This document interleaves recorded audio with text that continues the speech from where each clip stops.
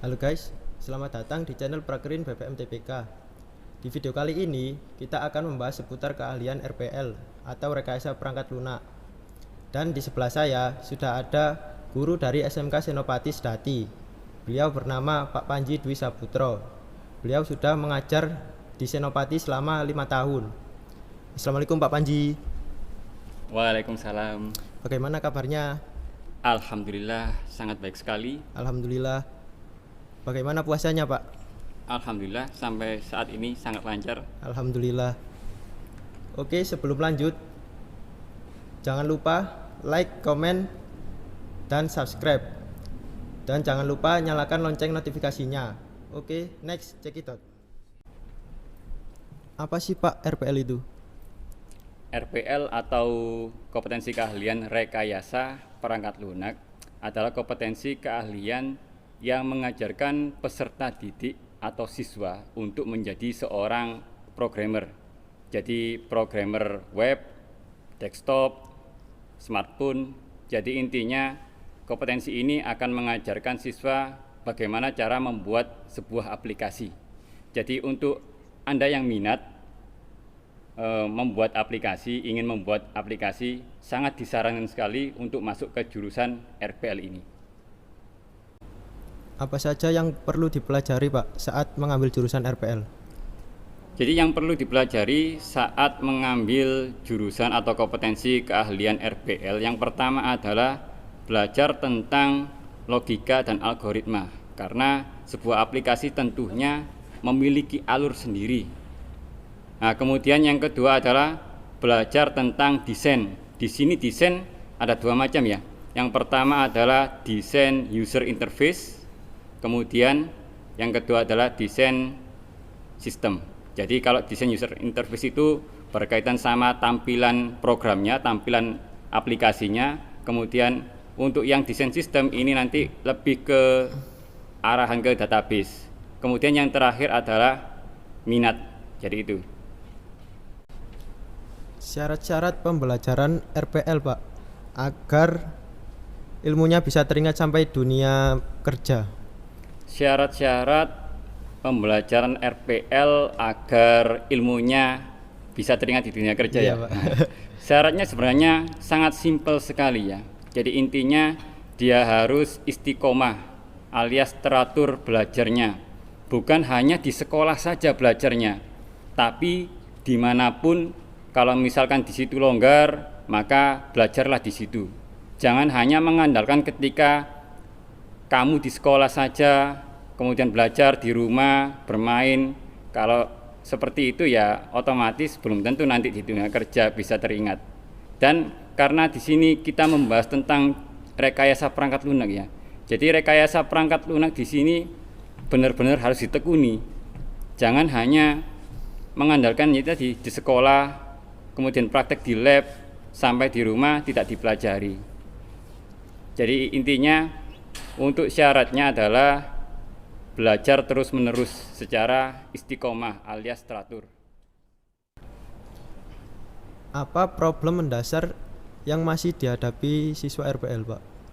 Ya, problem yang mendasar yang dihadapi oleh siswa RPL, sepengalaman saya ketika saya mengajar RPL di sini, siswa saya itu belum tentu semua siswa memiliki laptop. Karena RPL di sini berkaitan dengan coding. Apalagi ketika muridnya atau siswanya tidak memiliki laptop, itu yang sangat sulit sekali. Karena ketika kita belajar coding, kita membutuhkan benar-benar pemahaman. Bukan hanya pemahaman dari segi source code-nya saja, tapi juga pemahaman dari segi logikanya juga. Jadi kalau misalkan ya ibaratnya anak yang punya laptop saja pemahamannya 50-60%, logikanya kan gitu. Apalagi yang enggak punya laptop kan gitu. Jadi kalau enggak punya laptop, otomatis ketika dia di rumah ya otomatis dia harus mau enggak mau dia harus pergi ke warnet atau mungkin pinjam ke teman untuk mengerjakan tugas-tugas yang berkaitan dengan jurusan RPL tadi. Itu ya yang menjadi sampai saat ini permasalahannya. Tapi pastinya akan ada solusi. Kalau misalkan anak itu mau bekerja sama dengan temannya. Seberapa penting Pak peran teknologi yang dibutuhkan oleh seorang guru? Nah, seberapa penting peran teknologi yang dibutuhkan oleh seorang guru. Jadi kita melihat atau flashback kembali ya. Jika kita membandingkan antara guru yang belum menggunakan teknologi sama guru yang sudah menggunakan teknologi, jelas beda. Jadi kalau saya sendiri sebagai seorang guru produktif atau guru praktek, saya jawabnya sangat penting sekali. Kenapa?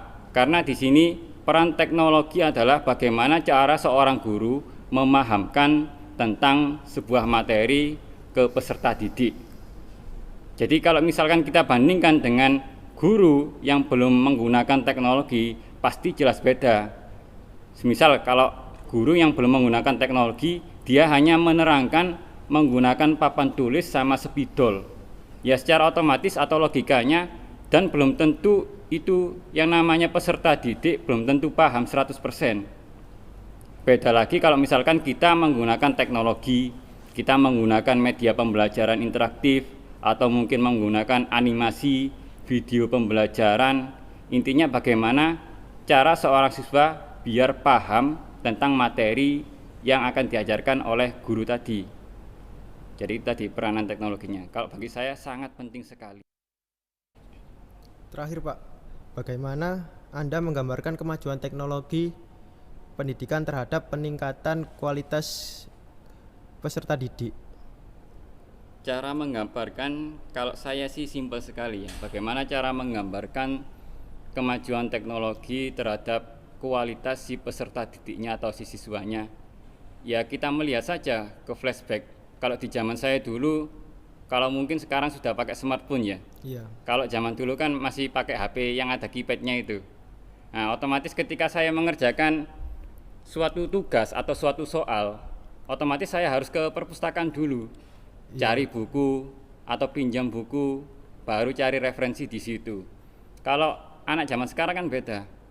Dengan seiring berkembangnya kemajuan teknologi, jadi ketika seorang guru memberikan suatu tugas atau mungkin suatu persoalan ke siswanya, mereka cukup membuka smartphone, buka Google Chrome, cari di internet, selesai. Karena memang di internet banyak sekali referensi-referensi, tentunya referensi yang sangat bagus. Jadi selain e-book, kita juga bisa melihat artikel website, kita juga bisa melihat video, kan gitu kan internet. Jadi internet sangat berkembang sekali kalau kita melihat jika dibandingkan dengan zaman saya dulu. Oke Pak, terima kasih sudah meluangkan waktunya hari ini. Ya, sama-sama. Saya juga berterima kasih sudah diundang di acara ini. Semoga acara ini selalu bermanfaat dan selalu memberi manfaat. Amin Pak. Oke guys, terima kasih sudah menonton sampai akhir. Jangan lupa like, komen, dan subscribe. Dan nyalakan lonceng notifikasinya. Oke guys, bye-bye.